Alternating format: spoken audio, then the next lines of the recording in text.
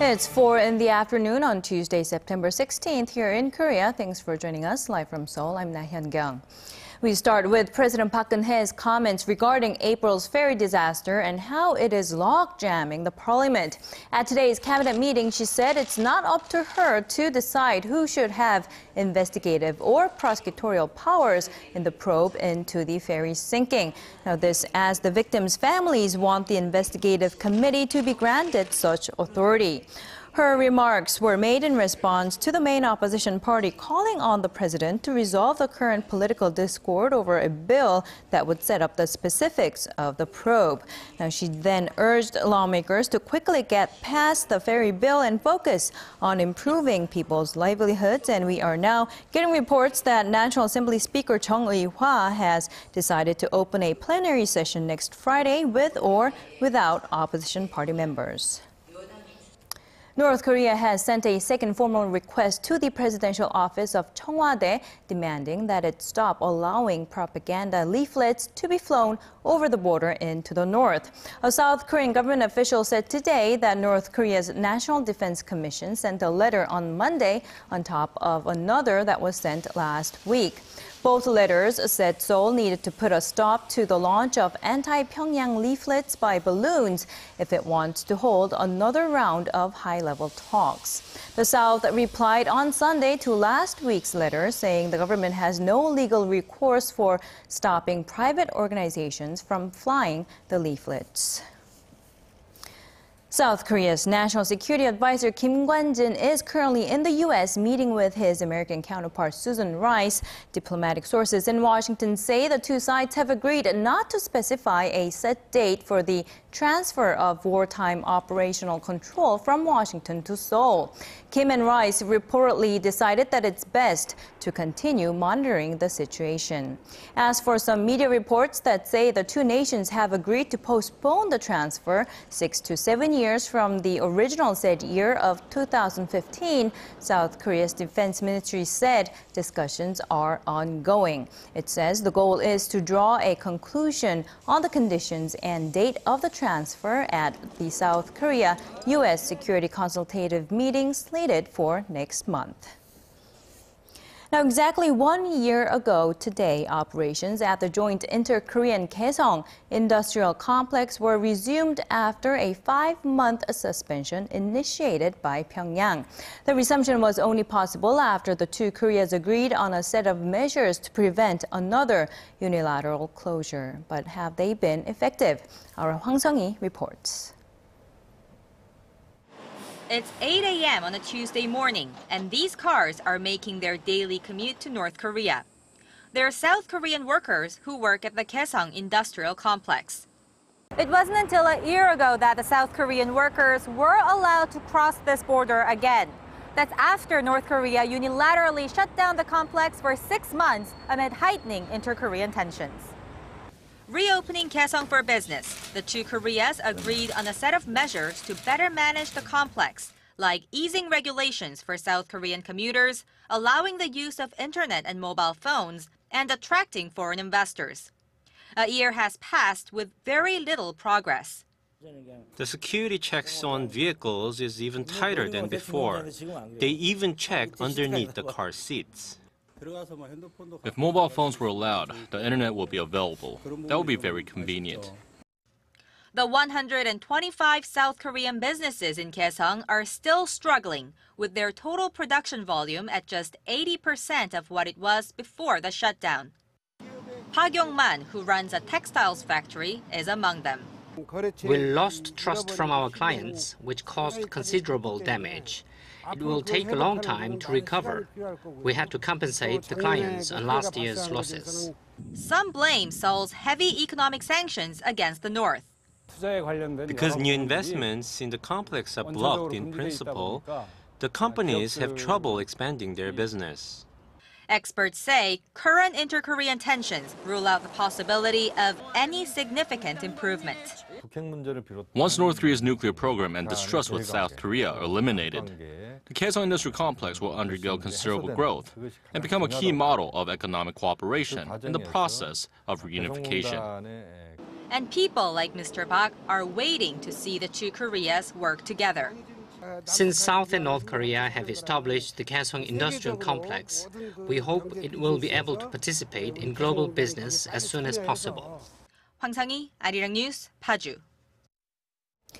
In a piece penned for Korea Chair platform on Monday, former Pentagon strategist Van Jackson said South Korea needs to divert more resources to bolstering its defenses.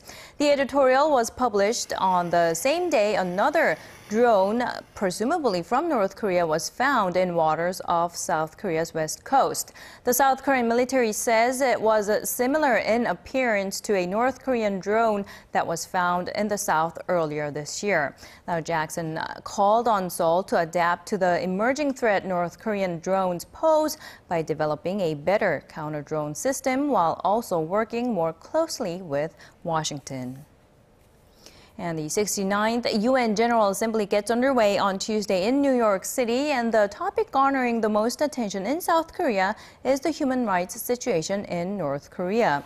A foreign ministerial meeting on the issue will be attended by South Korea's Foreign Minister Yoon Byung-se, U.S. Secretary of State John Kerry, Japanese Foreign Minister Fumio Kishida, and many other European foreign chiefs.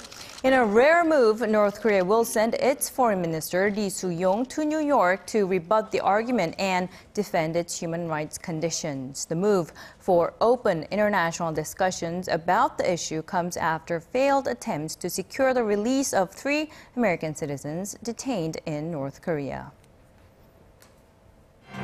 Bringing you the fresh updates from stories breaking in Korea and abroad. We give you a bigger and better picture of the world. Join Laah Hyun-kyung live from Seoul. Every weekday, only on Arirang. Starting an expanded military operation against Islamic State militants as laid out by U.S. President Barack Obama last week, the U.S. has launched airstrikes near Baghdad. This as officials from Western and Arab powers were wrapping up talks in Paris to form a coalition aimed at helping Iraq defeat the extremist group. Park Ji-won has this story.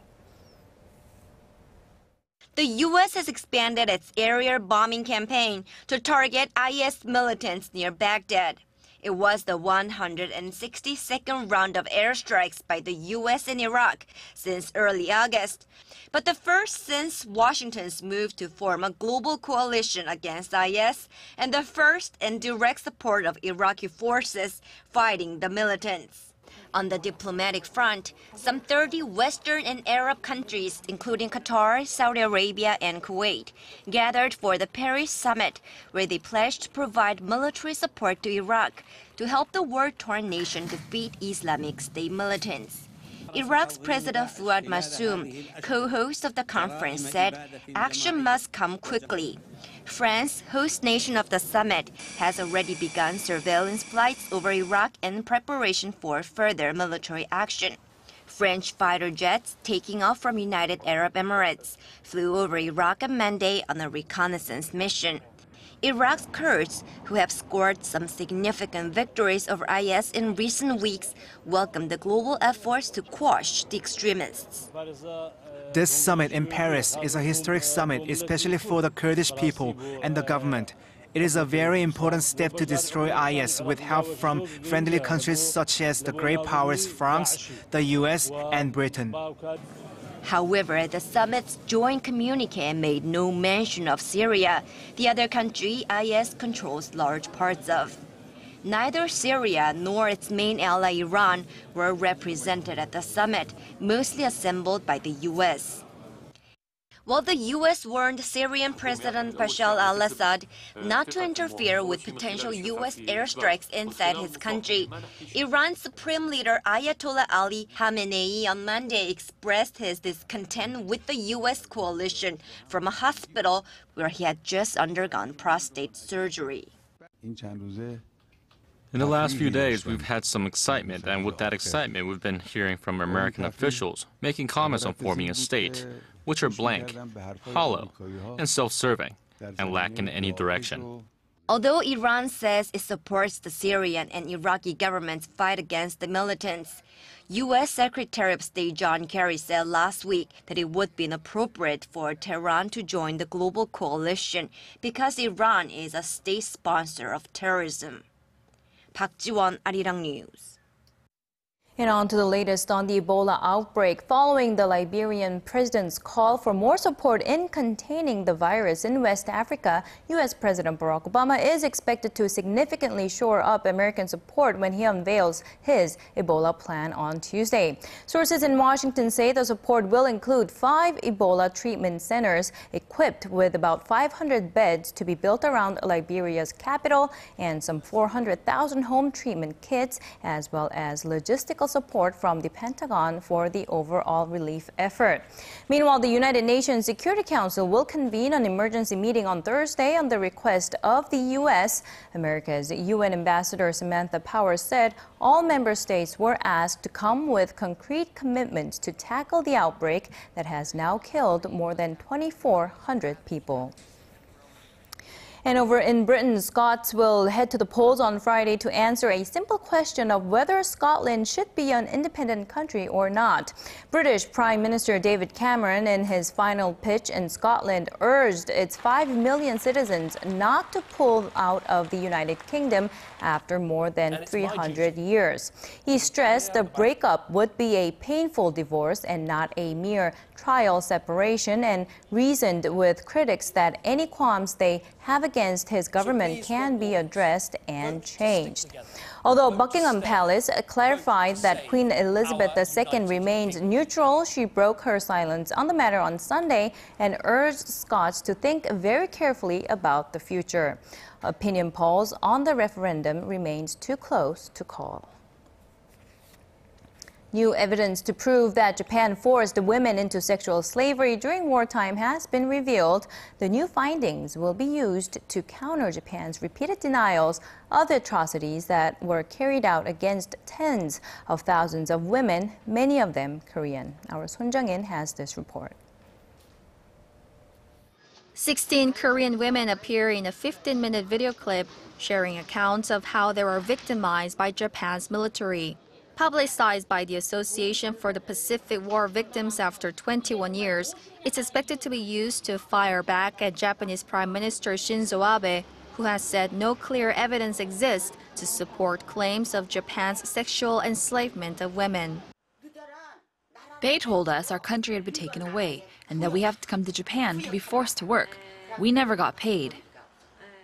The recording was taken during interviews by a Japanese government delegation sent to Korea in 1993, right before Tokyo issued its landmark Kono Statement apology.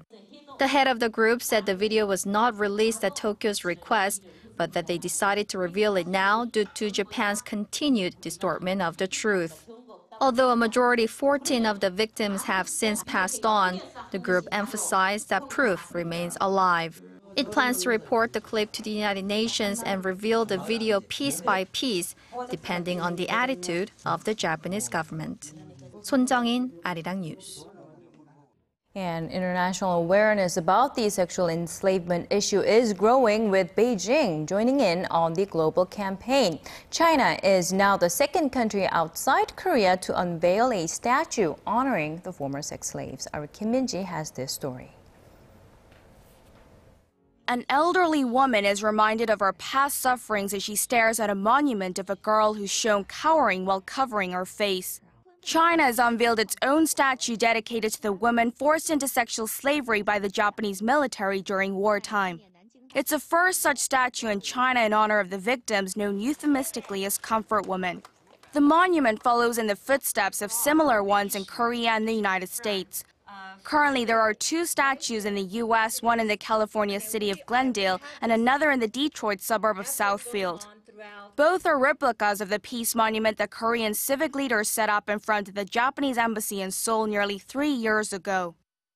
The organizers of China's statue did not mention where it will be located, but the unveiling coincides with the release of The Eyes of Dawn, a Chinese movie that is based on the victims' stories and the pain and suffering they were forced to endure at the hands of the Japanese military.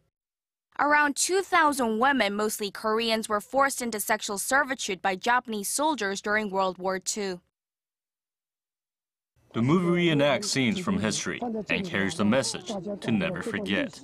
The movie, which hits the screens in China later this week, is expected to shed light once again on Japan's wartime atrocities and the Japanese government's failure to fully make amends. Kim Min-ji, Arirang News.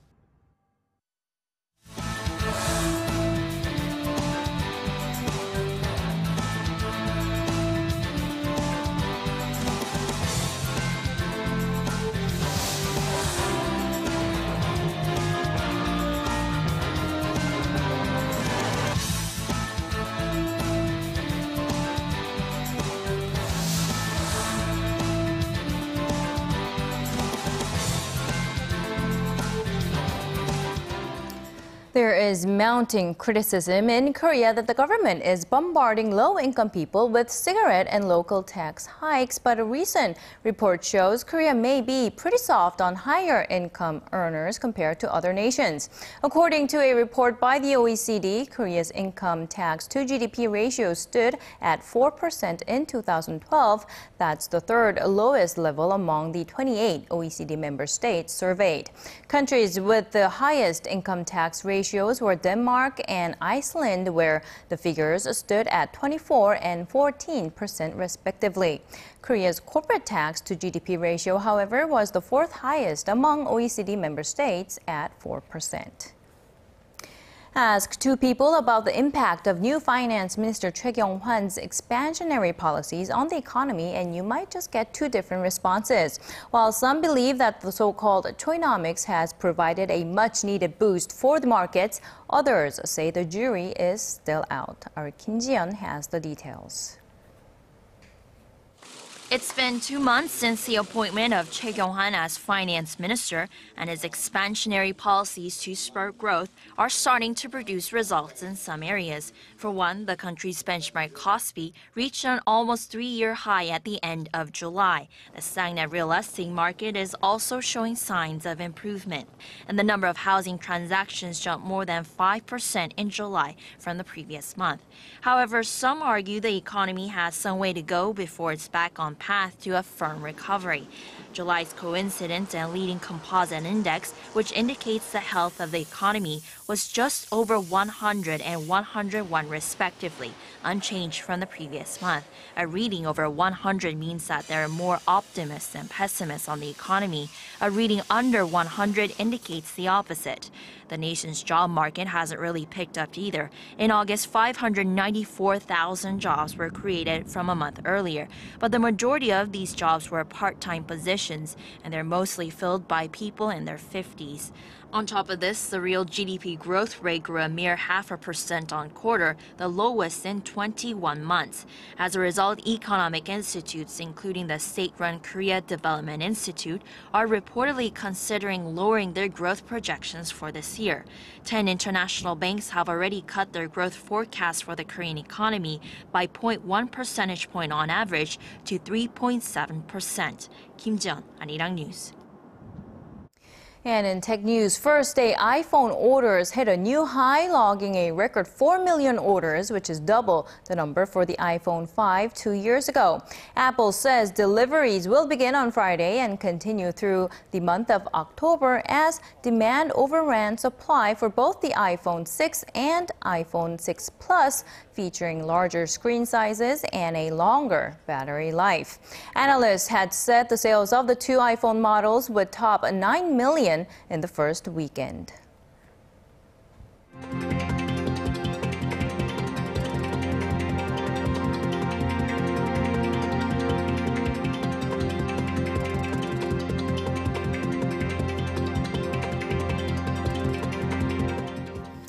Now, moving on to some arts news, the Beatles and Queen. Most would agree that no explanation is needed to describe how the two legendary bands rocked the music industry. They took the world by storm decades ago, and they are still doing so all these years later. Our Im Hyun-hee has this story. At one point, they were one of the biggest rock bands in the world, taking the world by storm with their tongue-in-cheek attitude and catchy vocal harmonies.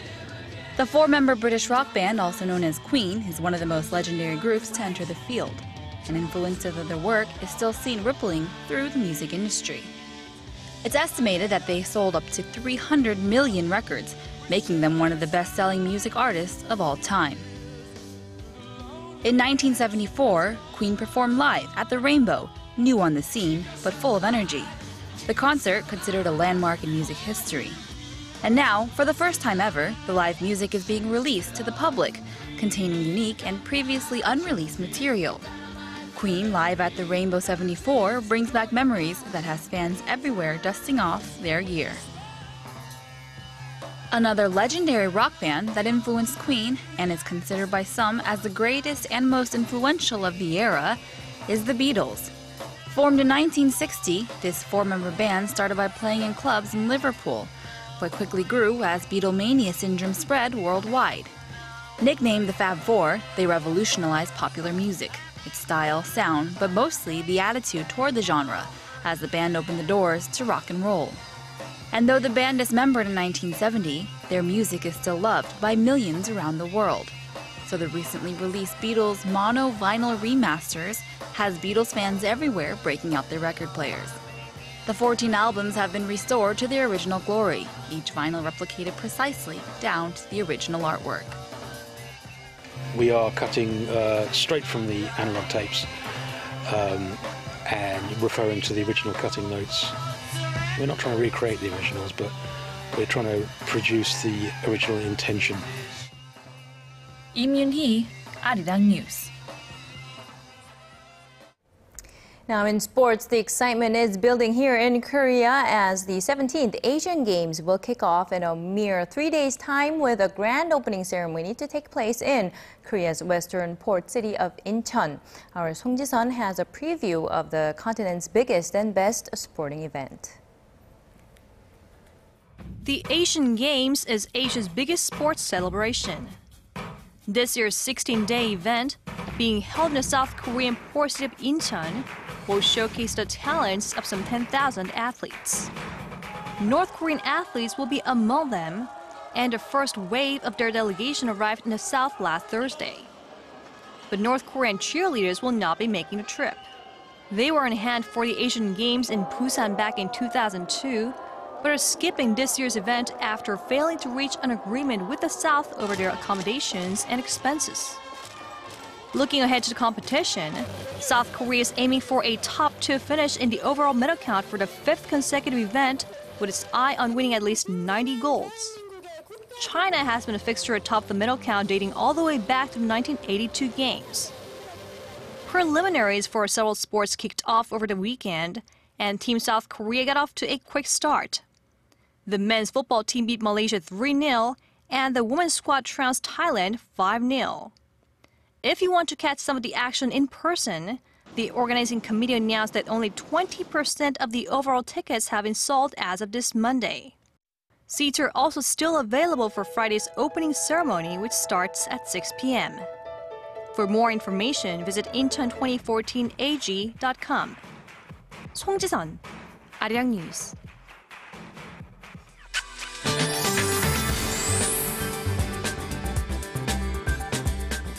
Good afternoon, I'm Michelle Park here with the latest weather forecast. We've been enjoying a nice sunny day nationwide today, although the clouds are slowly moving in, especially down in the southern regions and Jeju Island. Now, the weather can be pretty unpredictable this time of the year, and temperatures this afternoon are extending into the high 20s, but they'll drop even lower than yesterday night, so make sure to have a light cardigan or a sweater with you at all times. And however, enjoy this nice weather while you can, because it's going to get cloudier tomorrow. The southern regions and Jeju Island and the east coastal regions can expect rain all throughout this rest of the week. Now going over to our temperature readings, Seoul will top out at 28 this afternoon. Meanwhile, the southern cities such as Gwangju and Busan will be also hitting up to the high 20s. Now moving over to other regions, Jeju Island peaks to 26, while Dokdo hits 24, while Gyeonggang is cooler at 23. Now that's all for now. I'm Michelle Park, and back to you, Hyun-kyung. Thank you, Michelle, for that. And that's all we have for you at this hour. Our next newscast is at 6 p.m. Korea time. I'll see you then.